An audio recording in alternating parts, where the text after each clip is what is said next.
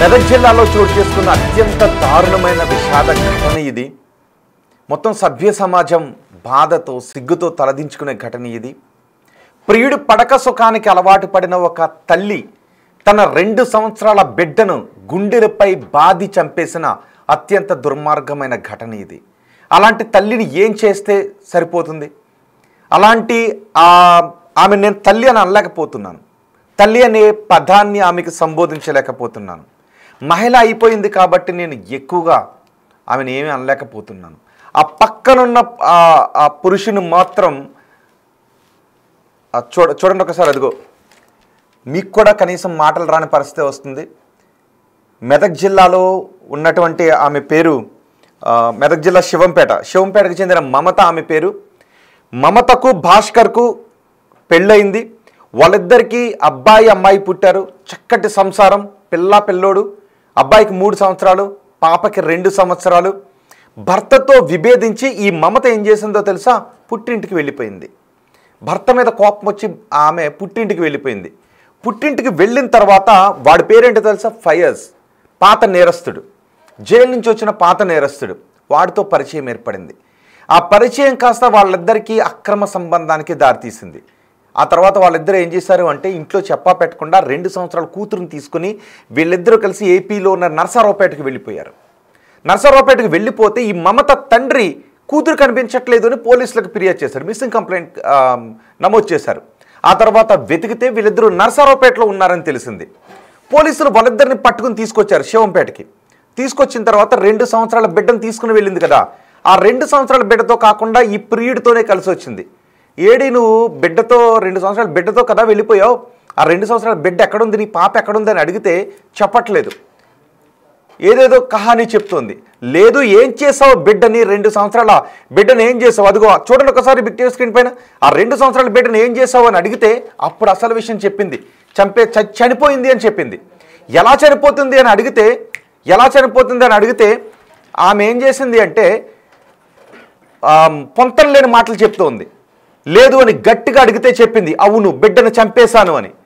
వాడు పడక సుఖానికి అలవాటు పడి భర్తను వదిలి వెళ్ళిపోయి బిడ్డను తీసుకుని వెళ్ళిపోయి కేవలం వాడి పడక సుఖమే కావాలని కోరుకునే 2 సంవత్సరాల బిడ్డను చూడండి ఒకసారి. ఆ చిన్నారి ముద్దులోకి, ఆ చిన్నారి కన్న కూతురు ఆ బిడ్డను గుండెలపై బాది చంపి, అదిగో పోలీసులు ఉన్నారు కదా, బండరాలు కనబడుతున్నాయి కదా, అక్కడ పాతి పెట్టేశారు. వాళ్ళని తీసుకొచ్చిన తర్వాత ఏది బిడ్డని అడిగితే బిడ్డ లేదు కదా, గట్టిగా అడిగితే చంపేశానని చెప్పిన తర్వాత మళ్ళీ కంప్లైంట్ చేశారు పోలీసులు. అందరూ షాక్కు గురయ్యారు. కన్న బిడ్డను ప్రియుడి కోసం చంపేస్తుందా ఈమెను అసలు ఏం చెయ్యాలి, నిలువున చట్ట ప్రకారం ఉరి తీయాలి అని ఆమెను తిడుతూ అక్కడ తీసుకువెళ్ళి ఆ ప్రొక్లైనర్ని పెట్టి తవ్వారు. చూడండి ఒకసారి, అదిగో ఆ ప్రొక్లైనర్ పెట్టి తవ్వితే పాపం ఆ చిన్నారి కుళ్ళిపోయిన స్థితిలో కనిపించింది. ఇంతకంటే దారుణం ఉంటుందా? అఫ్కోర్స్ ఇలాంటి దారుణాలు ఈ మధ్య చోటు చేసుకుంటూ ఉన్నాయి. ప్రియుడిపై మోజుతో భర్తను చంపేస్తున్నారు కొంతమంది, ప్రియుడిపై మోజుతో కన్నబిడ్డను చంపేస్తున్నారు, ప్రియురాలపై మోజుతో భార్యలను చంపేస్తున్నారు. అనుమానంతో భార్యలపై అనుమానంతో భర్తలు భార్యలను చంపేస్తున్న దుర్మార్గమైన ఘటనలో ప్రియుడిపై మోజుతో భర్తలను చంపేస్తున్నారు. సిమెంట్ ఇసుక కలిపి డ్రమ్ముల్లో వేసి మరి ముక్కలు చేసి మరి చంపేస్తున్నారు. కన్న బిడ్డను చంపేస్తావా? అరే, కడుపును పుట్టింది 9 మాసాలు పోసి పెంచానని జ్ఞానం లేదా? ప్రియుడిపై పడక సుఖం మాత్రం కావాలా? ఆ కొద్దిసేపు పడక సుఖానికి ప్రియుని చంపేస్తావా? బహుశా కూతురుని తీసుకెళ్ళింది కాబట్టి కూతురుని గుండెలపై బాధ చంపేసింది. కొడుకుకి 3 సంవత్సరాలు, కుమార్తెకు 2 సంవత్సరాలు. అరే, నీకు వాడితో వెళ్ళిపోవాలని ఉండుంటే నీ బిడ్డను వదిలేసి పోవాల్సింది. ఇప్పుడు నీ భర్తకు విడాకులు తీసుకుని వాడు పోయినోడితో కొలకాల్సింది.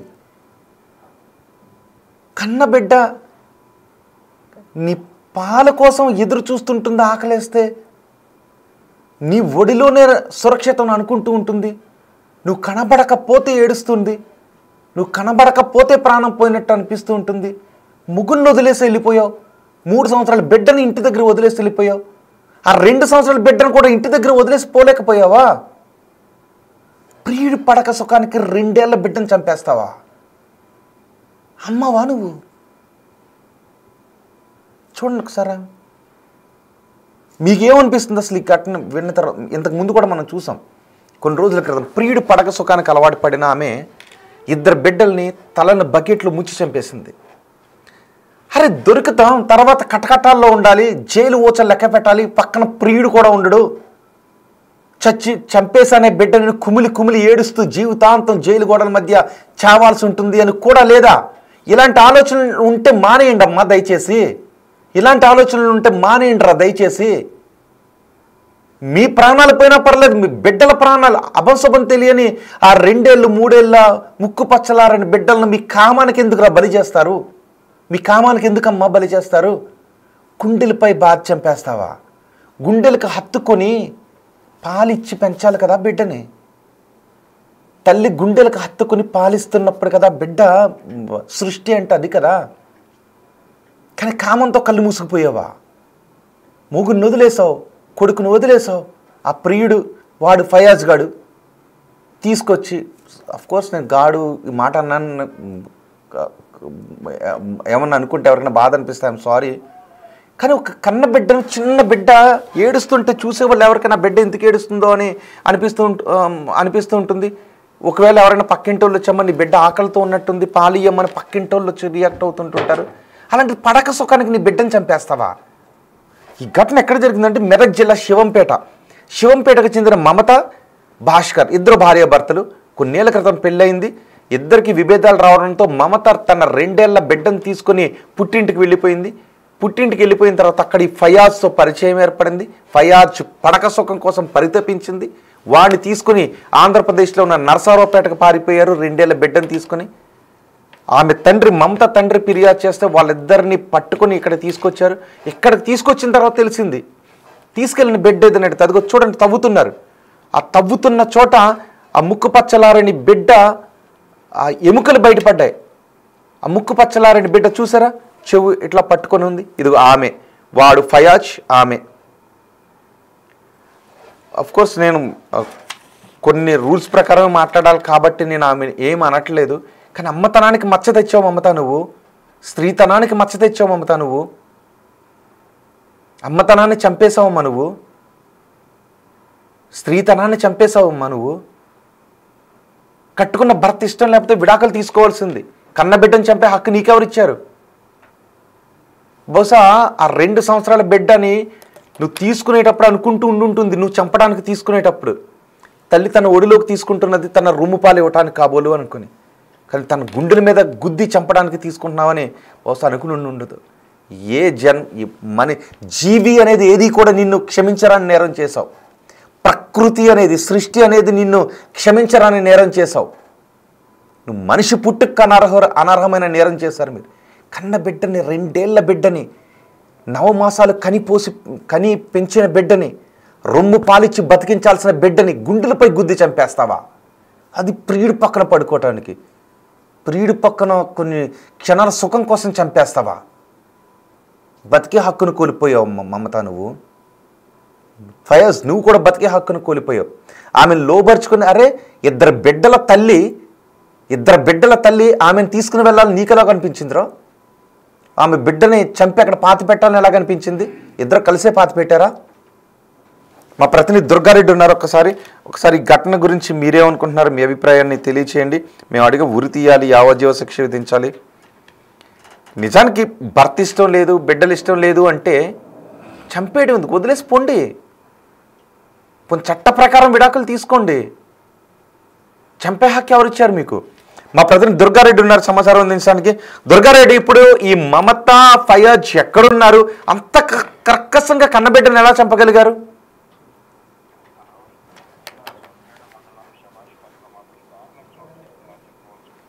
ఫయాజులు అక్రమ సంబంధానికి అడ్డు వస్తున్నాడని చెప్పి 2 సంవత్సరాల కూతుర్ని వాళ్ళు 3 మాసాల కింద వెళ్ళిపోయారు. ఆ తర్వాత జూన్ మాసంలో వచ్చి మాత్రము ఆమెకు ఫీవర్ ఉంటే ఆమె అడ్డు వస్తుంది, ఫీవర్ ఆసుపత్రిలో చూపించలేని పరిస్థితులు ఉన్నారనుకుని వాళ్ళు ఆమెను అత్యంత క్రూరంగా, అంటే ఛాతి మీద కొట్టి ఆ తర్వాత చనిపోయిందని నిర్ధారణ అయిన తర్వాత తీసుకెళ్లి ఆ శబాష్పల్లి శివారు ప్రాంతంలో ఒక అడవి ప్రాంతం మాత్రం పూడ్చిపెట్టారు.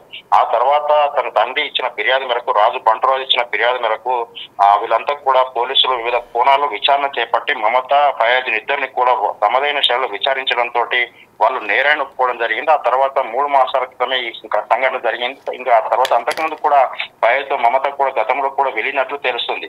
నిజంగా వాస్తవాన్ని చూసినట్లయితే ఒక కొడుకును అక్కడ వదిలిపెట్టిపోయింది, కూతురును అక్కడ వదిలిపెట్టిపోయినా మేము సంరక్షణ చేసుకుందామని చెప్పి ఆ కుటుంబ సభ్యులు అర్థనాదాలు వేదనలు కూడా అక్కడ ఆ గ్రామాన్ని కూడా కలిసివేసిన సంఘటన. తర్వాత చూపర్లను కూడా అంటే దాదాపు ఇక్కడికి వచ్చిన తర్వాత పోలీసులు కూడా విస్తుపోయే విషయాలు అంటే చిన్నారి 2 సంవత్సరాల చిన్నారిని అత్యంత క్రూరంగా చంపి దాదాపు చంపి అక్కడ పూడ్చిపెట్టడము సెన్సేషనల్ గా మారింది. అంటే నిజంగా అక్రమ సంబంధానికి అడ్డు వస్తుంది అనుకుంటే ఒక విడాకు తీసుకోనో లేకుంటే పిల్లలను వద్దని అక్కడ వదిలిపెడితే చదువుకునే వాళ్ళము, లేకుంటే పిల్లలైనా సంరక్షణ చేసుకున్న చాలా మంది ఉన్నారు, అక్కడైనా చదువుకునే అవకాశాలు ఉంటాయని చెప్పి కూడా ఆ గ్రామస్తులు చెప్తున్నారు. గ్రామస్తులు కొంతమంది పిల్లలేని వరకు దత్తత తీసుకునే అవకాశం ఉన్నా కానీ ఆమె అలా చేయకుండా పూడ్చిపెట్టి ఆ తర్వాత ఏం తెలియనట్లు కూడా గుంటూరు ఆ ప్రాంతానికి అంటే ఆంధ్ర ప్రాంతానికి వెళ్ళి అక్కడ తలదాచుకోవడం జరిగింది. దాంతో పాటు పోలీసులు కొంత టీమ్ గా ఏర్పడి అక్కడికి వెళ్లి వాళ్ళని తీసుకొచ్చిన తర్వాత ఎక్కడ పూడ్చిపెట్టారని చెప్పి 3 మాసాల నుంచి భారీ వర్షాలు పడ్డాయి కనుక ఆమె శరీర అవశేషాలు మాత్రమే లభ్యమయ్యాయి. నిజంగా ఈ రోజు తహసీల్దారు ఆ సమక్షంలో పూడ్చిన శవాన్ని బయటకు తీసి ఫోరెన్సిక్ ల్యాబ్ ప్రకారంగా వాళ్ళంతా మళ్ళీ అంత్యక్రియలు చేసే గంగారెడ్డి గంగారెడ్డి ఏంటి ఇప్పుడు అసలు అక్కడ ఉన్న వాళ్ళ రియాక్షన్, వాళ్ళ బంధువుల రియాక్షన్ ఏంటి? అసలు మమత పేరు ఎలా పెట్టారో తెలీదు, మమత అనేది నరనరన ఏ మాత్రం లేదు, కన్నబిడ్డనంత కర్కశంగా చంపేసింది ప్రియుడు పడక సుఖానికి. అసలు వాళ్ళ బంధువుల రియాక్షన్స్ ఏంటి? రోహిత్ నిజంగా చూస్తే బంధువులు మాత్రము వాళ్ళు కంటతడి పెడుతున్నారు. అంత చిన్న వయసు 2 సంవత్సరాల చిన్నారిని అత్యంత క్రూరంగా హత్య చేసిన మమతను కూడా కఠినంగా శిక్షించాలి, లేదంటే కటకడలకు పంపించి జైలు జీవితం గడిపే విధంగా ఒక నిర్ణయం తీసుకోవాలి. ఇలాంటివి కఠినంగా వివరించడానికి కొన్ని చట్టాలు కూడా మార్పు తీసుకురావాలి. ఇది ఒకే చోట ఆగిపోకుండా మిగతా అన్ని చోట్ల చాలా చోట్ల కూడా జరుగుతున్నాయి కనుక ఇక్కడి నుంచి అన్నా ఇటువంటి వాళ్ళకు ఫుల్ స్టాప్ పెట్టే విధంగా అటు పయాజా కావచ్చు మమత కానీ గతంలో జరిగిన సంఘటనలే కానీ కొన్ని చట్టాల్లో మార్పు తీసుకొచ్చి వాళ్ళని కూడా ఈ విధంగానే హత్య చేసిన వాళ్ళని ఏ విధంగా హత్య చేశారు ఆ విధంగా కఠినంగా శిక్షిస్తే మరో చోట ఇలాంటి ఘటన ఇలాంటి పునరావృతం కాకుండా ఉండే అవకాశాలు ఉంటాయి కనుక వాళ్ళ తల్లిదండ్రులు వాళ్ళ బంధువులంతా కూడా అంటే తండ్రితో పాటు బంధువులు ఆ తల్లి అత్త మామూలు అంతా కూడా వాళ్ళు అర్థనాదాలతోటి ప్రభుత్వాన్ని అంటే పోలీస్ శాఖను వేడుకుంటున్న పరిస్థితి కనిపిస్తుంది. నిజంగా చట్టాల్లో మార్పు అంటే వీళ్ళని జైలుకు పంపించి మళ్ళీ 3 నెలలకు 6 నెలలకు జైలు నుంచి బయటకు వచ్చిన తర్వాత వాళ్ళు హ్యాపీగా ఉంటారు, లేకుంటే ఇంకేదో రకంగా ఉంటారు కనుక ఖచ్చితంగా వాళ్ళు బతికిన రోజు జైల్లో ఉంచాలి, లేకుంటే ఖచ్చితంగా తీసుకొచ్చి దుర్గారెడ్డి అసలు ఆమె తండ్రి ఈ మమత తండ్రి ఏమంటున్నాడు? ఎందుకంటే ఇంట్లోంచి వెళ్ళిపోయిన తర్వాత మమత తండ్రి ఫిర్యాదు చేశాడు. సో ఆ తర్వాత పోలీసులు పట్టుకొచ్చిన తర్వాత మనవరాలతో రాలేదు, ఆ ప్రియుడు ఆ మమత ఇద్దరే వచ్చారు. మరి మనవరాలు ఏదైనా అడిగిన తర్వాత రకరకాల సమాధానాలు చెప్పినట్టుగా తెలుస్తుంది. సో ఇప్పుడు మనవరాలను అంత దారుణంగా చంపేసిన కన్నబిడ్డ గురించి తండ్రి ఏమంటున్నాడు? అంటే తాను తండ్రి తల్లి కూడా ఇద్దరు ఆవేదన ఒక్కటే. చిన్నప్పుడు నువ్వు కూడా ఒకవేళ నీ పుట్టిన పిల్లల్ని ఇలా చేస్తా అనుకుంటే నిన్ను కూడా మేము చంపే వాళ్ళమే కదా, ఒకవేళ నీ ఆలోచన మా ఆలోచన ప్రకారంగా నువ్వు మెదులుకోలేదు కనుక నీకు ఏ శిక్ష వేయాలి ఏం జరగాలి అనేది ఖచ్చితంగా కటకడల పాలు జైలుకు వెళ్ళిన తర్వాత న్యాయస్థానం నిర్ణయించాలని నిజంగా మేము కోరుకునేది కూడా మా మనమరాలు జరిగింది కనుక మా కూతురని సంబోధించలేని పరిస్థితిలో ఉన్నాం కనుక మేము జరగడము మా గ్రామానికి కాదు మాకే కాదు ఎవరికి కూడా జరగవద్దు ఇట్లాంటిది, ఆమె ఖచ్చితంగా కఠినంగా శిక్షించాలని చెప్పి వాళ్ళు కంటతడి పెడుతూ ప్రభుత్వాన్ని ఆ తర్వాత పోలీస్ శాఖను వేడుకుంటున్న పరిస్థితి కనిపిస్తుంది. నిజంగా ఈ యొక్క సంఘటన తర్వాత పోలీసులు మాత్రము ఖచ్చితంగా వాళ్ళ సమయమైన శైలిలో విచారించి నేరాన్ని మాత్రం రాబట్టగలిగి అంగీకారం తీసుకొచ్చి అమ్మాయి ఇక్కడ చంపి పూడ్చిపెట్టారు, ఆ ప్రాంతానికి వెళ్ళి సంఘటన ప్రాంతంలో అమ్మాయిని తీసి అంత్యక్రియలు జరిపించిన తర్వాత ఇంకా దీంట్లో వీళ్ళే ఉన్నారా, వీళ్ళకి ఎవరైనా సహకరించారా గ్రామానికి సంబంధించిన కానీ లేకుంటే ఎవరైనా ఉన్నారా వాళ్ళ ప్రమేయం కూడా ఏమన్నా ఉందని కూడా విచారణ చేసే అవకాశాలు అవుతున్నాయి. ఖచ్చితంగా పోలీస్ శాఖను వాళ్ళు కోరుకునేది ప్రధానంగా ఎవరెప్పుడైతే వాళ్ళ మన్మరాలను చంపిందో ఖచ్చితంగా తల్లిని కూడా ఆ విధంగా చేస్తే బాగుండే అవకాశాలు ఉంటే బాగుంటుంది, లేదా మా చట్టం మా చేతుల్లో లేదు కనుక మీ చేతుల్లో ఉంది కనుక ఏ న్యాయం చేస్తారో చేయాలని చెప్పి వాళ్ళు ప్రాధాన్యపడుతున్న పరిస్థితి మనకు కనిపిస్తుంది. రోహిత్ రైట్ దుర్గారెడ్డి, మెదక్ జిల్లాలో జరిగిన ఒక ఘటన మొత్తం సమాజాన్ని షేక్ గురి చేసింది. చూడండి ఒకసారి ముక్కు పచ్చలారని ఒక చిన్న బిడ్డ కనిపిస్తుంది కదా, ఇప్పుడు ఈ మొదటి బాక్స్లో ఇద్దరు కనబడుతున్నారు కదా, వాళ్ళిద్దరు ఎవరో తెలుసా? ఆమె ఆల్రెడీ పెళ్ళై 2 బిడ్డలు ఉన్న తల్లి, వీడు ఒక పాత నేరస్తుడు, ఆ గడ్డంతో కనబడుతున్న వ్యక్తి ఒక పాత నేరస్తుడు. ఆమె ఆల్రెడీ పెళ్ళై భర్త ఒక కొడుకు కూతురు ఉన్నారు. ఆమె భర్తతో విభేదించి పుట్టింటికి వచ్చేసింది. పుట్టింటికి వచ్చేటప్పుడు ఆ బిడ్డను కూడా తీసుకొచ్చింది. ఆ బిడ్డకు 2 సంవత్సరాల వయసు. ఆ 2 సంవత్సరాల వయసు ఉన్న బిడ్డను పుట్టింటికి తీసుకొచ్చిన తర్వాత అక్కడ ఈ ఫయాజ్ అనే వ్యక్తి పరిచయం అయ్యాడు. ఆ ఫయాజ్ అనే వ్యక్తి పరిచయం కాస్త వాళ్ళిద్దరి మధ్య వివాహేతర సంబంధానికి దారితీసింది. ఇంట్లోంచి వెళ్ళిపోదాం అని అనుకున్నారు. ఇంట్లోంచి వెళ్ళిపోయేటప్పుడు ఆ బిడ్డను కూడా తీసుకుని వెళ్ళిపోయారు. అయితే వాళ్ళ వివాహేతర సంబంధానికి వాళ్ళ కామ కార్యకలాపాలకి ఆ కామానికి ఈ ముక్కు పచ్చలారని బిడ్డ అడ్డొస్తుంది అని ఆ బిడ్డను గుండెపై బాది చంపి ఒక చోట బండరాళ్ళు నిర్మానుష్య ప్రదేశంలో ఒక బండరాళ్ళ పక్కన పాతి పెట్టేశారు. ఆ తర్వాత ఈ మమత తండ్రే, ఇప్పుడు మీరు చూస్తున్నారు కదా, ఆ మమత తండ్రి ఫిర్యాదు చేశారు తన బిడ్డ ఎక్కడికో వెళ్ళిపోయింది, కనబడటం లేదు అని. ఆ ఫిర్యాదు మేరకు పోలీసులు విచారణ జరిగితే ఆంధ్రప్రదేశ్లో ఒక చోట ఉన్నారు, నర్సరావుపేటలో ఉన్నారు. పోలీసులు వాళ్ళిద్దరు ఇక్కడ తీసుకొచ్చిన తర్వాత ఏంటి నువ్వే వచ్చావు, నీ కూడా తీసుకెళ్ళి నా బిడ్డ ఏది మనవరాలేది అని అడిగాడు తండ్రి. పొంతం లేని సమాధానాలు చెప్పింది. ఆ తర్వాత చనిపోయిందని చెప్పింది. ఎలా చనిపోతుందని నిలదీసి అడిగితే చెప్పింది, గట్టిగా అడిగితే చెప్పింది చంపేశాను అని చెప్పింది. షాక్కు గురయ్యారు. పోలీసులకు ఫిర్యాదు చేశారు. పోలీసులు తీసుకుని అక్కడికి వెళ్తే అది తవ్వుతున్నారు చూసారా, అక్కడ పాతి పెట్టామని స్వయంగా వాళ్ళే తీసుకువెళ్ళి చంపారు. నవమాసాలు మోసి కని 2 ఏళ్లు పెంచిన బిడ్డను గుండెలపై బాది చంపేసిన ప్లేస్ ఇక్కడే ఉంది అని ఆమె అక్కడ చూపించింది. ఆ బండరాళ్ళ పక్కన ఆ తవ్వేటప్పటికి ఆ 2 సంవత్సరాల పాప దేహం కుళ్ళిపోయిన స్థితిలో బయట కనిపించింది. అందరూ షాక్కు గురయ్యారు. కక్షల కార్పణ్యాలతో చంపేస్తున్నారు, డబ్బుల కోసం చంపేస్తున్నారు, అనుమానంతో చంపేస్తున్నారు, ప్రియుడిపై మోజుతో చంపేస్తున్నారు, భార్యలపై అనుమానంతో భర్తలు చంపేస్తున్నారు. ఇక్కడ ప్రియుడు మోజుతో బిడ్డను చంపేసింది తల్లి. పడక సుఖానికి అలవాటు పడ్డా వాడు పడక సుఖానికి అలవాటు పడి 2 సంవత్సరాల బిడ్డను అతి కిరాతకంగా చంపేసింది తల్లి. ప్రస్తుతం వీళ్ళని పోలీసులు అదుపులోకి తీసుకుని విచారిస్తున్నారు. ఇక నాకు తెలిసి ఆమె బయటకు రాదు, ఆమె జీవితాంతం కటకటాల్లో ఉండాల్సిన పరిస్థితి ఉంటుంది. పోలీసుల దగ్గర ఇప్పటికి అన్ని సాక్ష్యాలు ఉన్నాయి. వాళ్ళు చెప్పిన కన్ఫెషన్ స్టేట్మెంట్ ప్రకారమే అక్కడికి తీసుకువెళ్ళి ప్రొక్లైనర్తో తవ్వి చూస్తే ఆ 2 సంవత్సరాల బిడ్డ దేహం కుళ్ళిపోయిన స్థితిలో కనిపించింది. ఒకవేళ ప్రియుడే కావాలి, ప్రియుడు పడకే కావాలి అనుకుంటే బిడ్డను వదిలేసి వెళ్ళిపోవాల్సింది కదా, చట్ట ప్రకారం విడాకులు తీసుకుని ఉండాల్సింది కదా. కానీ బిడ్డను తీసుకెళ్ళి ఎందుకు చంపేసింది? ఇలాంటి ఘటనలు ఇదొక్కటేనా? ఇంతకు ముందు కూడా చోటు చేసుకున్నాయి. ఎందుకు సమాజం ఎటుపోతుంది? ఇలాంటి ఈ మమతను ఎలా శిక్షించాలని మీరు అనుకుంటున్నారో మీ అభిప్రాయాన్ని కమెంట్ బాక్స్లో తెలియజేయండి. శివంపేట మండలము శభాష్పల్లి గ్రామానికి చెందిన బంటు రాజు అని చెప్పేసి గత మే నెలలో కూతురు మమత, ఆమె కూతురు అంటే మనవరాలు ఇద్దరు కూడా తనుశ్రీ అని చెప్పేసి ఇద్దరు కూడా మిస్సింగ్ అయినరు అని చెప్పేసి ఒక కంప్లైంట్ ఏంటంటే మాకు మిస్సింగ్ కంప్లైంట్ ఇవ్వడం జరిగింది. దాని మీద మేము లోతుగా విచారణ చేసినాం. అప్పటి నుంచి విచారణ చేస్తుంటే ఇదే గ్రామానికి శభాష్పల్లి గ్రామానికి చెందిన ఫయాజ్ అనే వ్యక్తితోటి ఈ అమ్మాయికి పెళ్ళయి రాయపూలు గ్రామము సిద్దిపేట కమిషనరేట్ పరిధిలోని రాయపూలు గ్రామానికి చెందిన వ్యక్తితో పెళ్లి కావడం వల్ల అక్కడ నుంచి కూడా గత మార్చ్ నెలలో అక్కడ నుంచి కూడా ఈ ఫయాజ్ అని శభాష్పల్లి గ్రామానికి చెందిన ఈ వ్యక్తితోటి ఆమె ఎలోప్ అయింది. తర్వాత మళ్ళీ ట్రేస్ చేసిన తర్వాత ఉన్నారు. తర్వాత మళ్ళీ ఇక్కడ నుంచి మేలో ఎలోప్ అయినట్లు మాకు సమాచారం అందింది. వాళ్ళ కోసం మేము అంటే తీవ్రంగా ప్రయత్నాలు చేస్తున్నాము. గత 3 నెలల నుంచి SI Shivampet and CI Toopran ఆధ్వర్యంలో టీమ్స్ కూడా తిరుగుతున్నాయి. సో ఇందులో భాగంగా మాకు ఏంటంటే గుంటూరు నర్సరావుపేట ఆ ఏరియాలో ఉన్నారని చెప్పేసి మాకు సాంకేతిక ఆధారాలతోటి మాకు తెలవడంతో మేము వాళ్ళను ట్రేస్ చేసి తీసుకొని వచ్చినాము. కానీ వాళ్ళిద్దరూ ఫయాజ్ తర్వాత ఎవరైతే మమత ఇద్దరు ఉన్నారో పాప లేదు. పాప ఎక్కడ పోయింది, తర్వాత తనుశ్రీ అమ్మాయి 2 సంవత్సరాల పాప ఎటు పోయిందంటే వాళ్ళు పొందలేని సమాధానం చెప్పడం జరిగింది. అనుమానంతో ఇవాళ మేము చాలా సుదీర్ఘంగా వాళ్ళను ఇంటరాగేట్ చేయడం జరిగింది, విచారించడం జరిగింది. ఆ విచారణలో భాగంగా ఇద్దరు కూడా ఏంటంటే అమ్మాయిని తమకు అడ్డుందని చెప్పేసి, అమ్మాయి జ్వరంతో ఉండడంతో అడ్డుందని చెప్పేసి గత జూన్ 7th నాడు 7వ తారీఖు నాడు ఇక్కడికి పాపతో పాటు వస్తూ ఆమెను హత్య చేసినారు. తర్వాత గొంతు నులిమి హత్య చేసి ఇక్కడనే శభాష్పల్లి ఈ ఏదైతే పొలాల్లో ఈ వాడుక పక్కన ఒక గుంత తీసి దాంట్లో కూర్చడం జరిగిందని చెప్పడంతో ఇవాళ మేము మొత్తం పోలీస్ టీమ్స్, తర్వాత మెడికల్ ఎక్స్పర్ట్స్, డాక్టర్స్, తర్వాత తహసీల్దార్ గారు, శివంపేట తహసీల్దార్ గారు ఆధ్వర్యంలో ఇవాళ దీన్ని శవాన్ని మేము వెలికి తీయడం జరిగింది. గత 3 నెలల నుంచి ఉండడం వల్ల, గత 2 నెలల నుంచి విపరీతంగా వర్షాలు పడడం వల్ల శవం పూర్తిగా కులిపోయిన పరిస్థితిలో ఉంది.